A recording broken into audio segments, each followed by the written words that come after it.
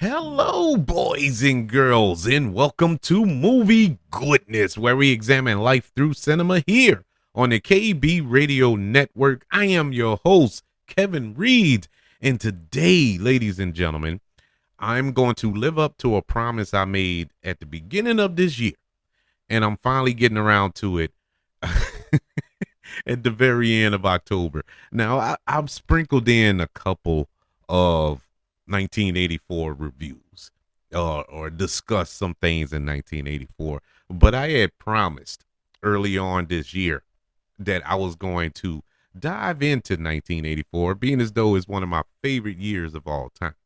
And it's weird because I was only 5 years old in 1984, but for some strange reason, 1984 sticks out in my head.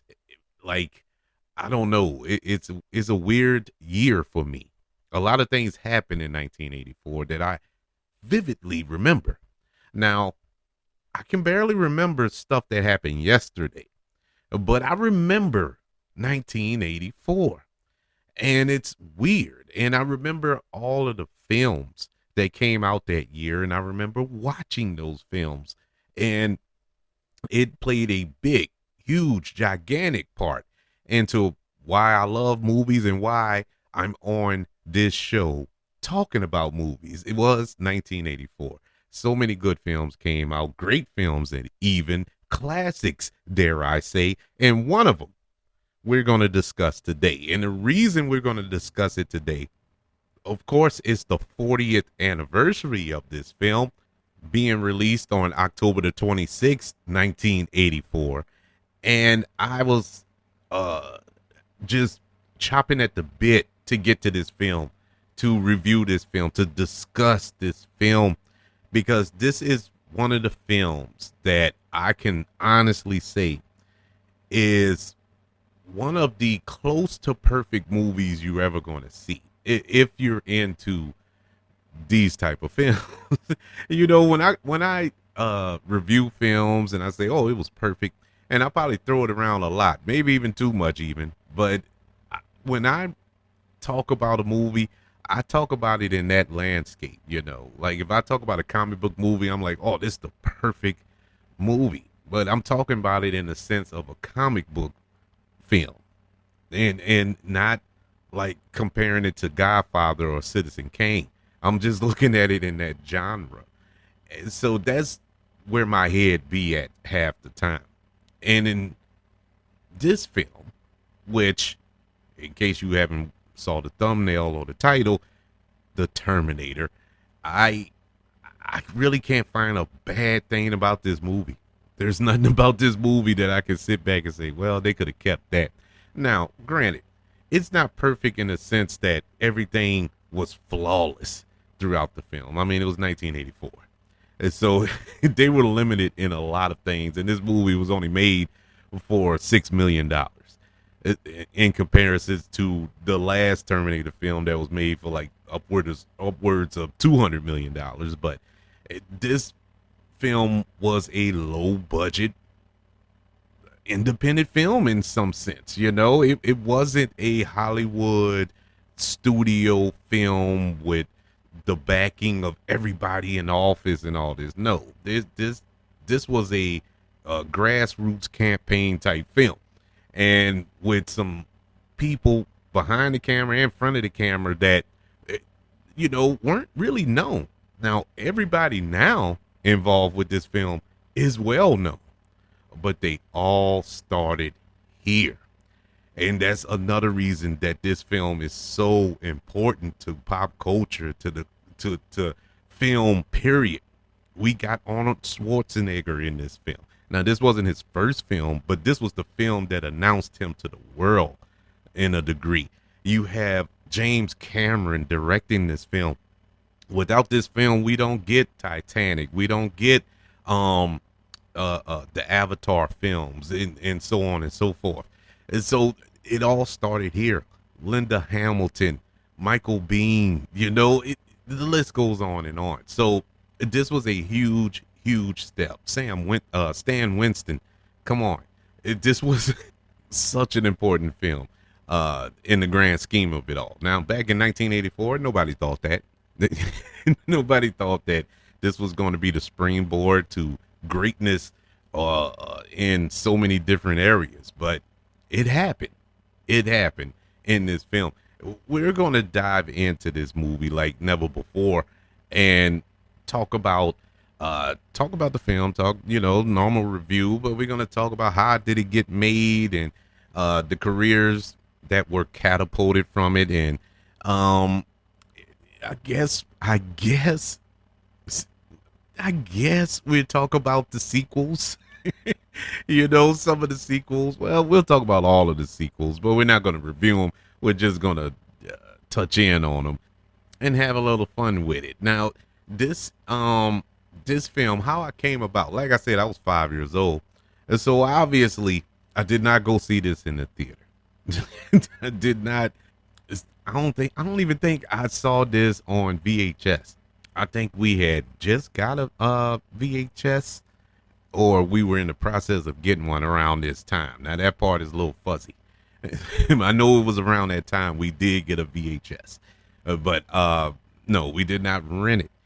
Actually, how I came to this film was good old HBO, and it was me sneaking in and watching it with my dad. Because of course it was rated R. I'm a little baby child, so didn't want me to watch this, but I still found a way to sneak in and watch it because uh, you got to remember, and I think this was in '84 when I watched it. Now, because you have to remember, for those of us of a certain age, movies didn't go straight to digital, straight to TV after its theatrical release back then. It actually took about a year, maybe even two, before a movie that was in the theater touched a television screen. Uh, it just, you had to wait. The reason for that, one of the reasons I should say, is that movies stayed in the theaters longer. They didn't stay in the theater for about 2 or 3 weeks and then poof, they were gone. The movies would be in the theaters for months. They'll try to milk every ounce of moviegoers' money as you can get. Give you time to go. Just in case you didn't see it opening weekend, fine. You can see it in 2 months. Whenever you have time, come on in and check it out. They were considerate of people back then. Now you got maybe 2 weeks to see it on premium screenings and stuff like that. But yeah, your window is very, very, very tight. And so yeah, it was different back then. So me seeing it on HBO, it had to be around 86, 87. The reason I say that, because a friend of mine watched it first. Because like I said, once again, I didn't see it when it first came on HBO because I wasn't allowed to watch it. I wasn't allowed to watch rated R movies. And so I had to sneak one night and watch it. And so a friend of mine at school had seen it. And I'm asking him about it. I'm like, how was it? Because I was hyped up for it. I wanted to see it in the theater, even as a kid, a little 5, 6 year old. I wanted to see it. And never got around to, couldn't bribe my parents. And so asking him about it, and he proceeded to tell me the whole movie and even how it ended. Even back then, I was mad about spoilers. I knew about spoilers since '87. People, this was a thing that bothered me my whole life. I think it was this that disturbed me to the point why I don't like spoilers. It was this, because I watched the movie for the first time. I knew what was about to happen. And it infuriated me. I couldn't enjoy it. But anyways, and it still didn't deter me because I was still super excited. I still wanted to actually visually see it, because it wasn't like he sat there and went beat by beat and told me everything about the movie. And so when I sat down and watched it, and I say stuck in and watched it with my dad, he allowed me to watch it. I think statute of limitation is over with. Plus he's passed on now, so He can't get in trouble. But yeah, he let me watch it. And man, was I blown away by this movie. I was like, wow. And we're going to get into what just blew my mind when we actually review it. But just sequences in this film was something that I didn't think was possible. It was just amazing, the Terminator. This is a robot, that's what that's what I was describing him as. This just killing machine. That's all. His only job is to kill. That's it. And Kyle Reese had one of the best lines in all of film by saying, you can't reason with it, you can't bargain with it. That's that. He's programmed to kill you. That's a wrap. It's the stuff from nightmares, because you got to ask yourself the question: what would you do if a Terminator was after you? What could you do? Is that, what I'm saying? It's not like you can shoot him in the head and ride off into the sunset. This thing is, it's a metal exoskeleton. You can't do nothing against this thing. And then you have Arnold Schwarzenegger, who at the time I thought was the largest human being on God's green earth. And he's coming after you with malicious intent. You know what I'm saying? So, my goodness, bro. And the perfect way they cast this movie, having Arnold Schwarzenegger as this big hulking, cybernetic, artificial intelligent robot or whatever, and you have Kyle Reese, who's the hero, the soldier here, and he looks like me, he's just a regular guy. It's like, man, how are you gonna go up against this thing? Oh my God. It was brilliant. I thought it was brilliant. But how did all this come to be? Of course, this comes from the mind of James Cameron, who is one of the best filmmakers in the business. I mean, like you said, Terminator, Aliens, True Lies, The Abyss, Titanic, Avatar, The Way of Water. The dude has never had a bomb. He's never had a bomb. All of his movies were blockbuster juggernauts. I failed to mention Terminator 2, the sequel to this movie.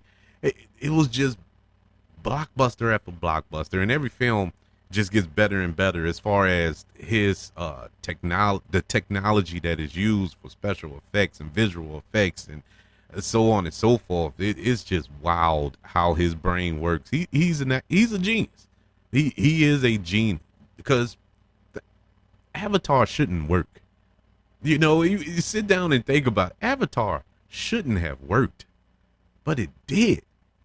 And the sequel definitely shouldn't have worked, but it did. It is the craziest thing. The guy is just, he knows the craft. He knows how to make these type of films, event films, and keep butts in seats. It don't matter who you are or what you enjoy. You will enjoy a James Cameron film. And it started here. And how this film came to be was by a dream. He had a fever dream one night. A film, after doing a film, his very first film, Piranha 2. And if you haven't seen that movie, it's not good. But it is a low budget film. I mean, as low budget can get. But he was having trouble trying to make that film. And, he had a lot of pushback, I guess you could say, from the producers of that film.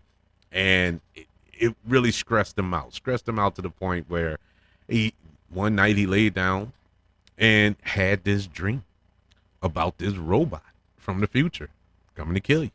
And he woke up and drew the sketch of the Terminator. And from there, pop, we were off to the races. And he came up with the idea. He wrote the screenplay with a friend of his, William Wisher Jr., and sold the rights to a producer that he knew, Gail Ann Hurd, who just so happened to be his wife. Well, they weren't married at the time.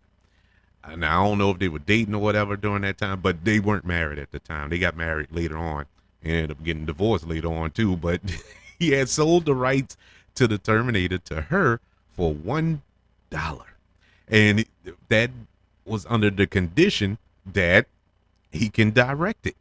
And so it was on and popping from there. You know, Gail Ann Hurd, she had and speaking of her, she's a very prominent producer throughout her career as well. As she produced the Terminator, she also produced Aliens with James Cameron, Alien Nation, The Abyss, Tremors. Yeah, remember that? She produced that. Dante's Peak, Armageddon. She produced that as well. Hulk. Now, I ain't talking the Incredible Hulk with Edward Norton. I'm talking about Hulk, the one with Eric Bana, directed by Ann Lee. Ann Lee. Yeah, she did that one. Now, you know, I give her A for effort. But she did produce the Incredible Hulk. Now that I think about it, I think she had the rights to the Incredible Hulk. And so she did end up producing that one as well. But she also produced The Punisher with Thomas Jane as Frank Castle, and Terminator 3 Rise of the Machines. That was her last Terminator film that she produced. But she is a really uh, uh, talented and gifted producer as well. So she ended up scoring the distribution deal with Orion Pictures, got the financing for the film, and it was gone. It was off and running. Now, originally, um, this is how crazy things work in Hollywood. Originally, Orion Pictures wanted Schwarzenegger as Kyle Reese. They wanted him to be cast as the hero. But Arnold Schwarzenegger, he agreed to do it. So when James Cameron uh met up with him. Now James Cameron wasn't on board with it. He didn't want Arnold Schwarzenegger as Kyle Reese, but he knew he had to play ball with the studio. So he met with Arnold Schwarzenegger, and Arnold Schwarzenegger, in their meeting, he was more interested in the Terminator. Not in the sense like he was lobbying for the role.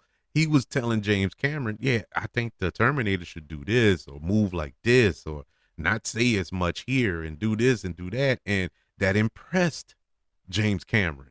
He was like, you know, the Terminator character way more than you know the Kyle Reese character. And so it was a switch. And so he cast Arnold Schwarzenegger in the title role of the Terminator.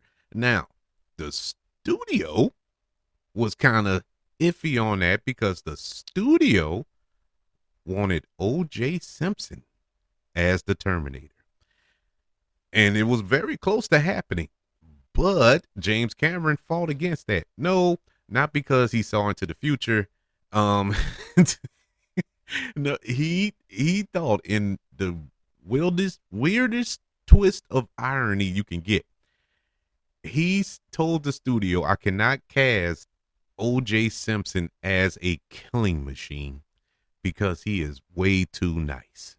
Because around this time, this is when O.J. Simpson was making all those Hearst rental car commercials, and he was like America's sweetheart, before he did what he did, or allegedly did what he did about 10 years later. But yeah, this man said O.J. Simpson was way too nice to play a killing machine. Boy. Had this happened 10 years later, things probably would have been different. But James Cameron, of course, won that battle and cast Arnold Schwarzenegger. Now, another possible Schwarzenegger, not other possible Terminator was Lance Henderson, who ended up being in the movie, but he was friends with James Cameron. They were real good friends, having worked together on Piranha 2. And so that's who the role was initially written for, Lance Henderson. But, things happen. But it was all good because he still looked out for his boy in a lot of ways. I mean, he still cast him in this movie. He cast him in Aliens, so he was all right. He was good. But before the movie got off the ground and went to running, the studio had some notes. The studio wanted a love story between Kyle Reese and um, Sarah Connor, and so that was written into the script after the studio wanted that. Um, they had to push back the film from filming to start filming because Arnold Schwarzenegger was still filming Conan the Destroyer. And so they had to put the production on hold. And so while they were on hold from making the Terminator, James Cameron found time to write a screenplay. Or should I say two? He wrote two scripts at the exact same time, and they were two completely different movies. I don't know how you do that. It is virtually impossible. I don't know how you can get your brain to turn off with this and go with this because these two movies couldn't have been polar opposites. The first film that he wrote, well, one of the films that he wrote during this waiting period for Arnold Schwarzenegger was Rambo: First Blood Part 2. Yes, that was written by James Cameron. And you could tell because it's super action oriented as opposed to First Blood. You know, First Blood had action, but it's not as much as Part 2. But is an awesome film. The other film that he wrote was Aliens. And so, yeah, that's what he wrote while waiting on Arnold Schwarzenegger to finish filming Conan the Destroyer. And so after Arnold Schwarzenegger wrapped up production there, pop, they were off and running. And now, as I stated before, this movie only had $6 million to play with. And so it's a lot of things they had to cut corners with here.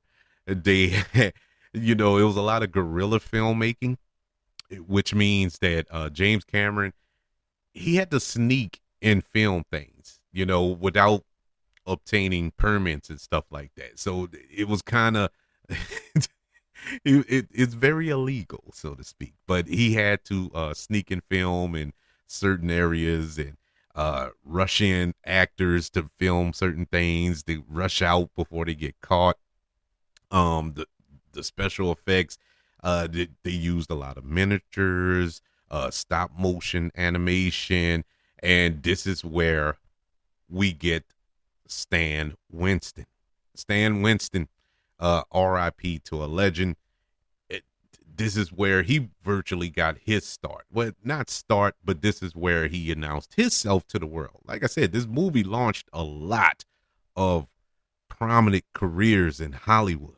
It is wild how this happened for this one film. But Stan Winston, in case you don't know who he is a creature effects artist, or at least he was. He passed away a few years back, but he created some of the creature effects for some of the biggest films to ever grace the silver screen. I mean, he worked on The Thing. That was a couple of years before Terminator.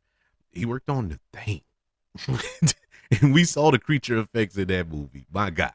But aside from that, he also did Aliens, Predator, Pumpkinhead, Edward Scissorhands, Batman Returns.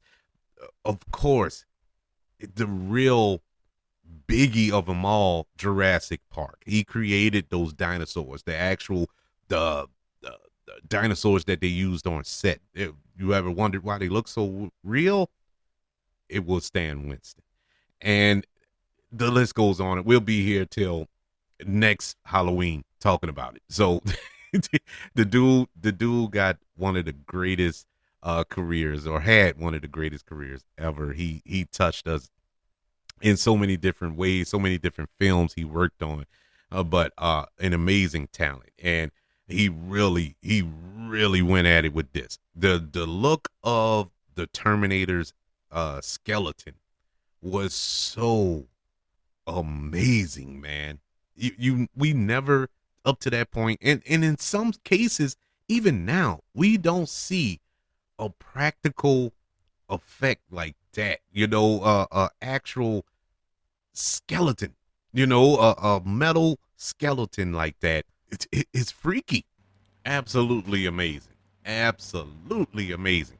One other name before we get into the review, one other individual who career blossomed from here, and it's a small part. And it is another individual who passed away a few years back. It is none other than the great Bill Paxton. Bill Paxton is in this movie for, I don't know, a minute at the very beginning as the little punks, the little gothic punks or whatever that the Terminator first kills. Bill Paxton is the only actor to have ever been killed by a Terminator, a Predator, and an alien. Bill Paxton, people. Because he was killed by the Predator here, he was killed by an alien and aliens, and he was killed by a Predator in Predator 2. And so Bill Paxton is the only actor to ever pull off the hack trick. Yeah. Kudos to Bill Paxton. May he rest in peace, boy. I mean, I miss Bill Paxton. I'm not going to lie.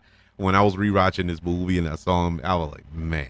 But even then, you saw something in that small little role, and he only had like 2 lines, but he just had it, and he was always firing on all cylinders, no matter what movie he was in.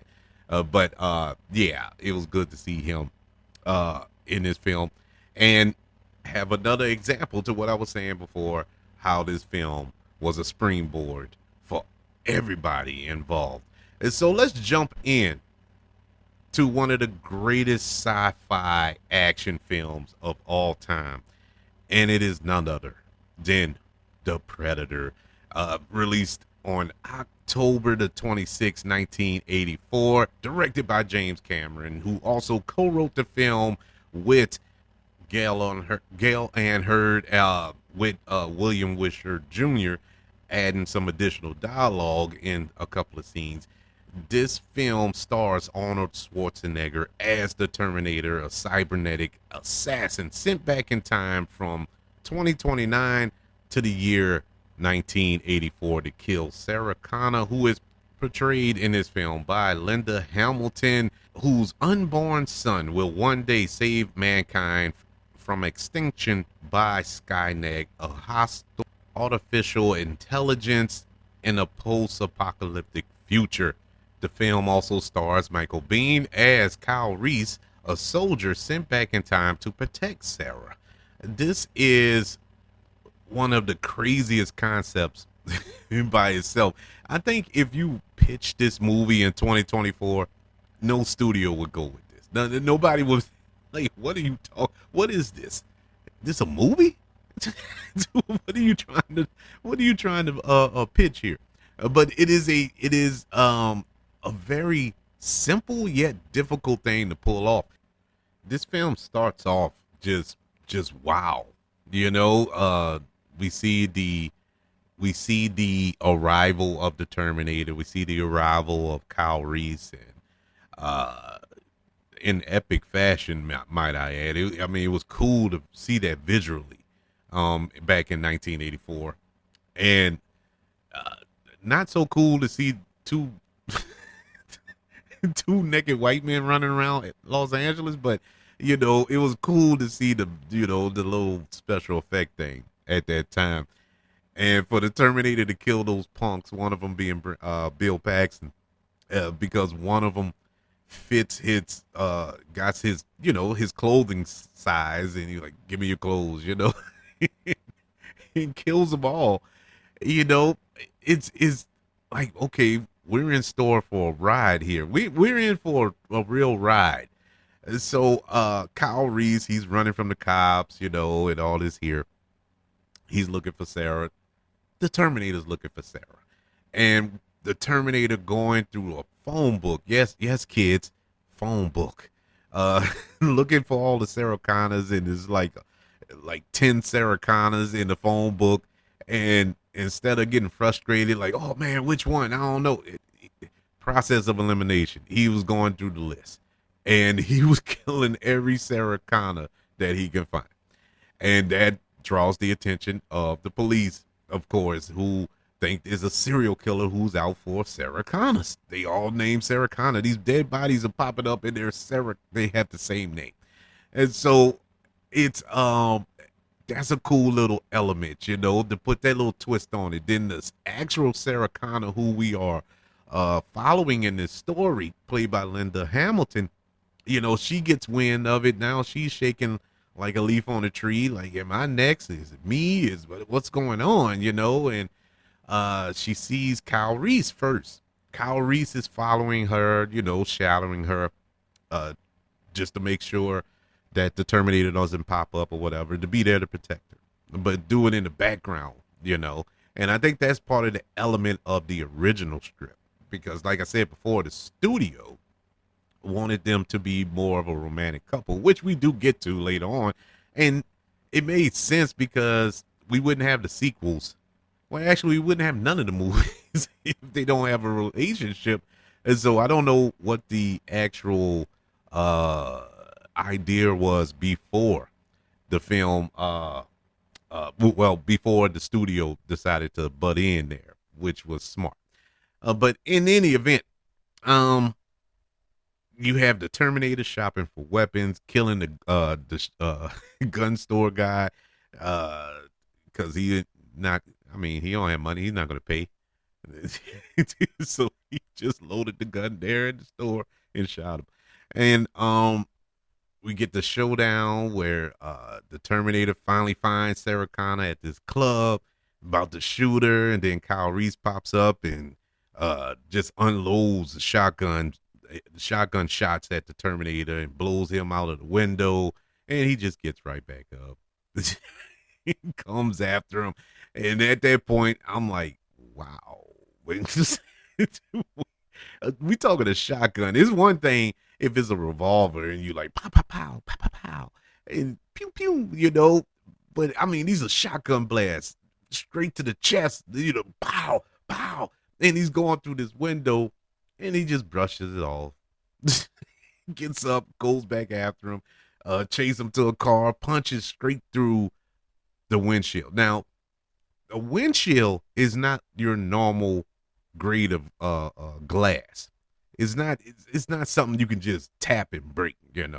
I know a rock hits it and it cracks. I got a crack on my windshield right now because of a rock, and it's driving me nuts because I just got a new windshield. But we're going off on a tangent. But anywho's, one punch goes straight through the windshield to grab Sarah Connor. He doesn't care. He has one directive, and that is to kill Sarah Connor, man. And it's he's gonna do it by any means necessary. And Kyle and Sarah manage to get away. Kyle is trying to explain to her what is going on. She ain't buying it. Like, this is the dumbest thing I ever heard in my life. You're a time traveler, whatever. And so she ain't buying it, but they managed to get away. The police catch up to him and lock them both up, bring them back to the station. The Terminator, he goes back to his little hideout, which that's the one thing about the movie that kind of, it didn't bother me then, but it kind of, I'm not going to say bothers me now, but it's like, why would he have a hideout, in an apartment nonetheless? It was just kind of weird when you think about it, but like I said, whatever. It's whatever. But he he see that his face is damaged, his eyeball is damaged, so we get that epic scene with him cutting out the little fake eyeball and cleans it all out, cuts out some tissue, and he cleans it out, and you see the portion of the endoskeleton, eye with the glowing red eye and part of the metal around it. You're like, oh man, this is crazy. Then he puts on the shades to cover it up. So I thought that was the extent of what we was going to see from the endoskeleton of this thing, because it's 1984, people. Technology isn't now. Now they'll CGI the mess out of it. Matter of fact, they didn't CGI buku Terminators in recent Terminator films. So you get where I'm coming from. They didn't have that luxury, and that's fine because they didn't need it. But we'll get to that part in a second. One of the greatest scenes in 1980s film history has to be the Terminator going ham in that police station. There hasn't been a scene like that in action movies ever since. There have been awesome action movies. There have been awesome action scenes, but something about the impact or the whole concept of one man, at least to their knowledge, it was a man, one being entering a police station full of policemen and killing them all. All of them were armed. All of them were shooting at him and hitting him. It didn't matter. He didn't stop. It was amazing to me. It still is. It's amazing. I mean, he wiped them out, a whole police station. And it had remnants of a horror movie. And that's where this movie differs from any sci-fi film, any sci-fi action film. This movie has so much horror elements attached to it. It sets it apart from any other film. That's why I designate it as a classic. That's why I designate it as one of the greatest science fiction action films of all time, because you have to also include horror, because there's so much horror in it. With this scene, the stalking, it was like a stalker. It was like Jason Voorhees coming out of the lake, out of Crystal Lake. It was like Michael Myers chasing you with the knife on Halloween. It was like Freddy Krueger running behind you in a dream. This is what the Terminator was doing. The Terminator was stalking Sarah Connor. It was the scariest thing ever, and it was unstoppable. And man, even the police couldn't stop. I mean, a whole army of policemen on their home field couldn't stop them. That is frightening. But one of the most frightening elements of this film, or not frightening, I would say most influenced from horror films. This scene was influenced by horror movies. And that was the climax of this movie, when we thought the film was over. And if it was up to the studio, that would have been the end of the film. And I'm talking about when Kyle Reese managed to blow up the truck that the Terminator was in. And that was that. And Kyle Reese and Sarah Connor embrace in front of this. And it was a beautiful shot. Embrace in front of this just ball of fire that used to be a truck, a big old tanker truck. The studio wanted the film to end right there. James Cameron said no. He kept going. And boy, because I thought it was over, and this is with me knowing the end. I thought the film was over. I was like, they blew him up. That's that. All of a sudden, while they're embracing, you see the rubble starts to move. And out of this rubble, the endoskeleton of this Terminator rises up.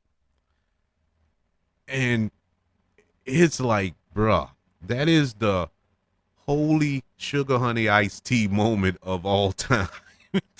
I'm talking OMG defecating on yourself moment, because you got to ask yourself the question, what are they going to do? What? They cannot stop this. They have shot it. It's been in car wreck, crushed in the car almost, ran over by a truck. It's been blown up. What can you do to stop this thing? And so this thing continues to stalk him. This Terminator continues to stalk behind him, and it is frightening. It is downright frightening the way this thing follows them into this laboratory or what you call it, warehouse, and you have all of this machinery in there and whatnot. Very convenient, and it's still coming after him. But what made it so funny, and this was my second knock, and I only had two. And like I said, the one was why would the Terminator rent an apartment, and the second one is why is the Terminator, why does he have a limp? Um, I understand he's probably a little broken up from the crib, but he had a human limp. It was weird to me, but I accepted it, and I accept it now. I don't care, but it's just a little. It was a little much, but anyway, it's limping behind him, and once again, we get to the point. Kyle Reese is at his last leg. He's been beaten up by this thing. He has one last bomb. One last bomb. Basically, the Hail Mary. He lights it, sticks it into the endoskeleton, and the endoskeleton blows up. Boom. And you're like, finally, finally, you destroyed this thing. We see the pieces falling everywhere. You finally destroyed this thing. Unfortunately, one of the pieces went into Sarah Connor's leg, so she's a little banged up, but that's fine. She ain't dead. Unfortunately, Kyle Reese is, being as though he was closest to the explosion. But the Terminator's gone now, or is he? Once again, once again, the torso of this thing, the head and the torso is still intact, and it rises up, and now it's crawling. And like I said before, Sarah Connor, her legs messed up, so she's crawling, and they're both crawling away. They're both chasing. The Terminator's chasing, and she's crawling, and they go through this little thing that crushes, the little crusher thing, that was set up a couple of minutes earlier, perfectly, might I add.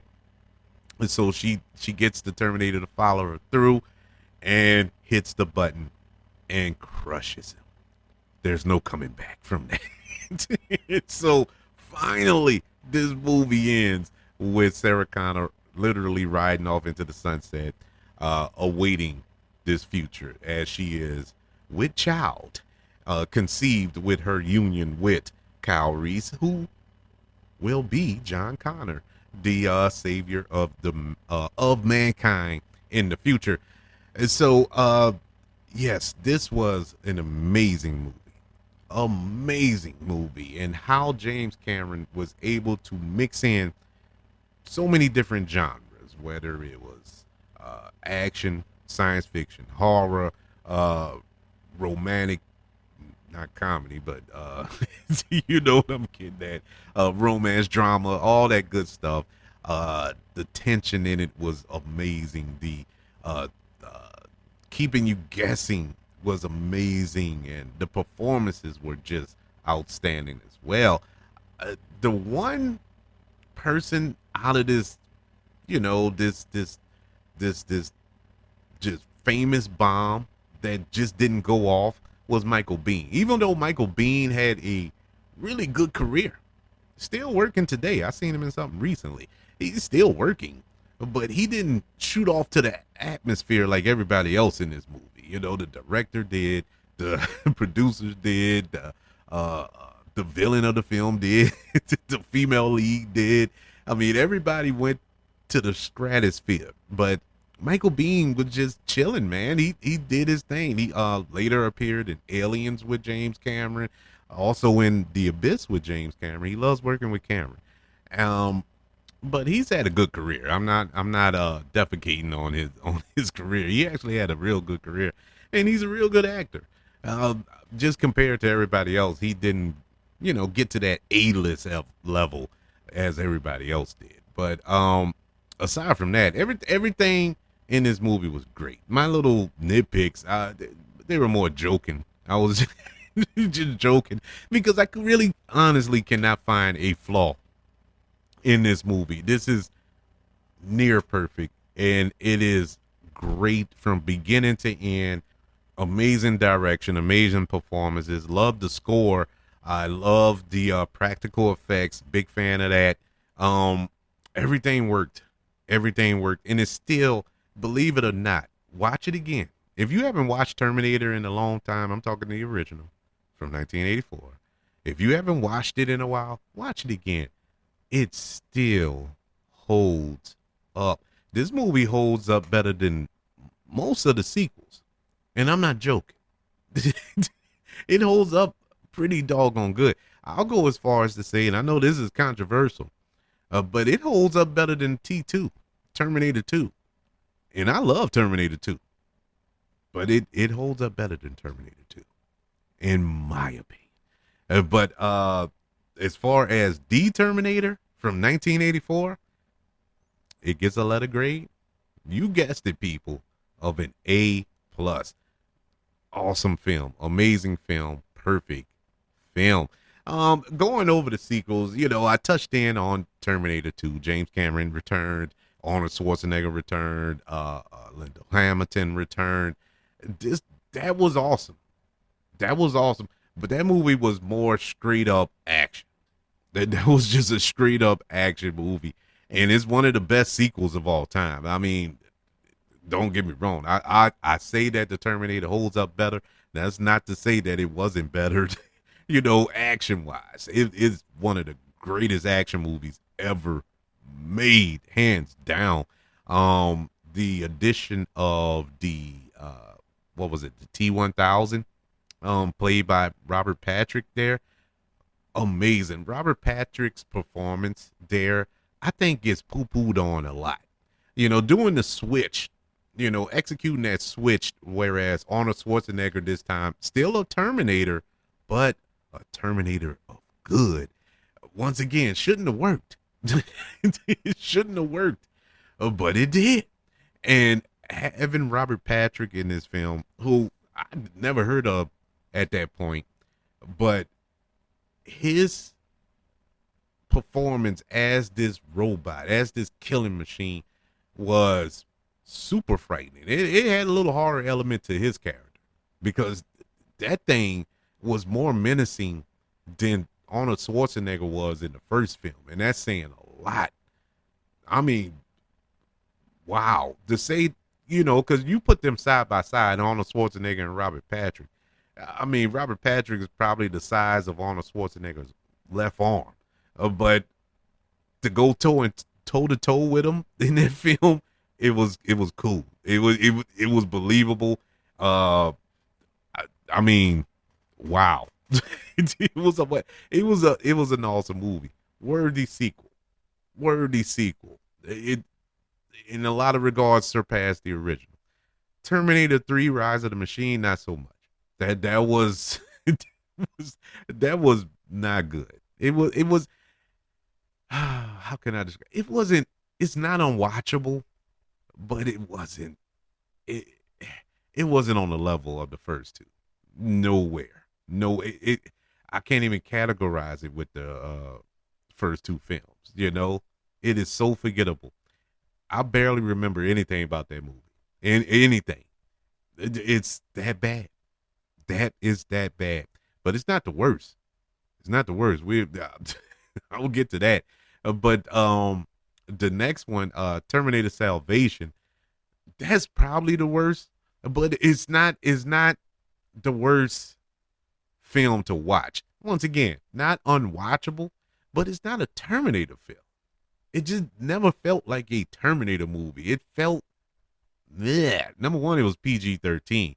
That was mistake number one. Mistake number two, having Christian Bale play John Connor. That didn't work. It would have been better if he was the Terminator. You know what I'm saying? He didn't radiate John Connor to me. And it just didn't work. That movie, I don't know, man. It was just messy. It was messy. Shouldn't have been a Terminator film. If they would have made something else, and then the attempt to make that little CGI Arnold Schwarzenegger at the end of the movie, because Arnold Schwarzenegger couldn't come in and play because he was the governor at the time, I believe, of California. And so they did the CGI. It wasn't good. It wasn't good. Then you have Terminator Genesis, I think, was after that. And man, man, that was so. I was so disappointed by Genesis, and the reason I was just disappointed, it had all the potential in the world. I'm like, okay, it's kind of a prequel, sequel type. We're gonna see them actually go back in time. We're gonna actually be in 2029 and see Kyle Reese go back in time, meet, link up with the 1984 film, but we're gonna take it to another level. It was leading up to something interesting, and then they made a cardinal sin. They did something that you should never do, and that is poo poo on one of the most beloved sequels in this franchise. Well, actually, they poo pooed on the 1984 film and Terminator 2. It pretty much erased those films from canon. It changed the history, it changed it all. Terminator 2 never happened. The events of the Terminator never happened. It made no sense. Then you made John Connor the villain. Huh? It's like, what is this? What are y'all doing? And now, the only sequel that I actually enjoyed, that I would link up with the others, with the 84 film and with T2, is Terminator Dark Fate, the last film they made. I love that movie. I loved it. Um, I think it's I think it came out too late. It was supposed to be set after T2, and this was the first time that James Cameron was actually involved in the production of one of the Terminator sequels, and you could tell. It was directed by Tim Miller, who did the first Deadpool film, so that was interesting. And you had Linda Hamilton returning in this film, as well as Arnold Schwarzenegger, of course. So it it did it did live up to the hype to me. Was it up there with T2? No. Was it up there with the original? No. But it is a worthy sequel. I think it is a good sequel in this franchise. Definitely better than the rest of them. You can forget the rest, which it did. That movie corrects all of that because it takes place right after T2.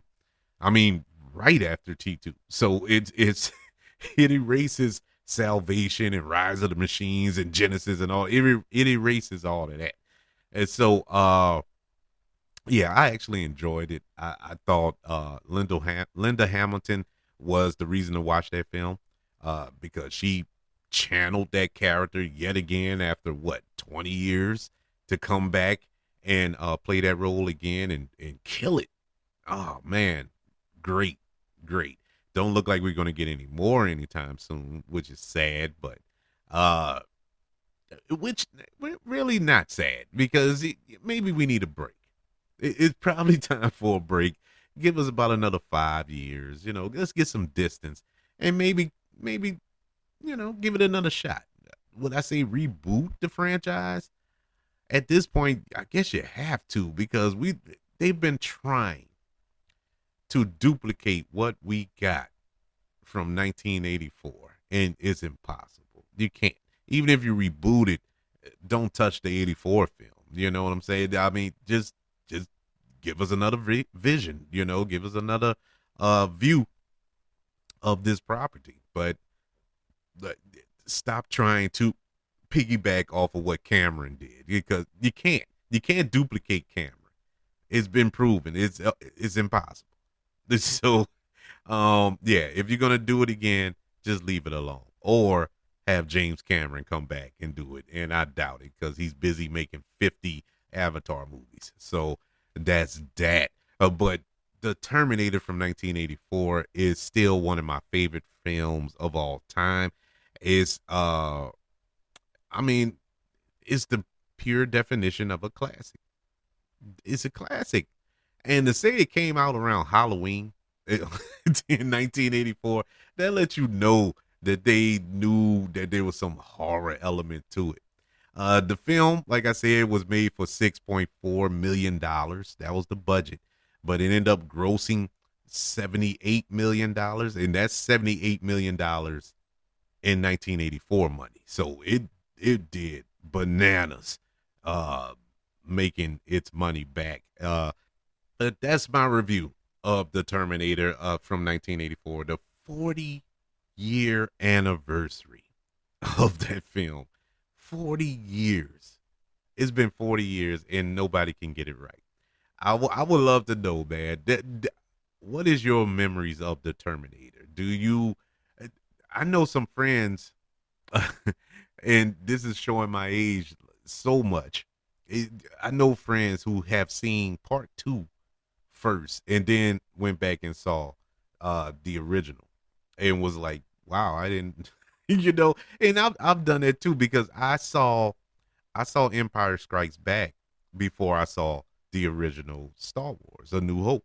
And so I get it, but I know that that can kind of change your views of how you see the original. So yeah, they got a different view of it because you know T2 is supreme. Yeah.